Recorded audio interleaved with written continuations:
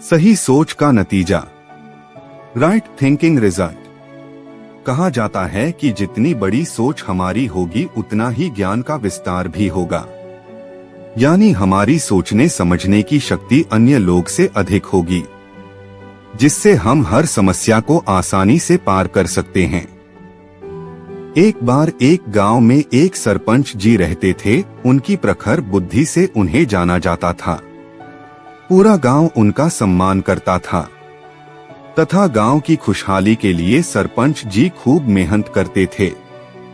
यही नहीं, दूर दूर से भी लोग उनके पास न्याय मांगने आते थे। एक बार दूर गांव से उनको मिलने एक व्यक्ति आता है और कहता है कि मैंने किसी मुसाफिर को रात में रहने के लिए जगह दी थी, किंतु वह कीमती चीज लेकर भाग गया। सरपंच जी कहते हैं कि उस व्यक्ति को और जिसने उसे पकड़ा उसे यहाँ पेश करो।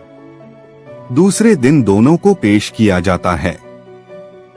सरपंच जी पहले अतिथि से पूछते हैं कि क्या तुमने चोरी की है? वह कहता है, नहीं, मैं तो आराम से कमरे में सो रहा था। मैंने चोरी की मत आवाज सुनी तो उसके पीछे भागा और मुझे ही दोषी बताया गया। फिर दूसरे कैदी से पूछते हैं, जो कि गांव का ही चौकीदार था। वह कहता है कि मैंने इसे भागते हुए देखा, तभी मैंने इसको पकड़ा। सरपंच की कुछ समझ में नहीं आ रहा था। उन्हें दूसरे दिन आने को कहा, लेकिन दूसरे दिन भी कुछ न हुआ। फिर सरपंच जी ने तरीका सोचा और कहा कि गांव के बाहर एक बक्सा पड़ा है, तुम दोनों उसे मेरे पास ला दो तो तुम दोनों का गुनाह माफ हो जाएगा। दोनों दौड़ते हुए जाते हैं और दोनों चले जाते हैं। बक्सा लाते समय दोनों बातें करते हैं कि तू गांव का चौकीदार है तो फिर चोरी क्यों करता है?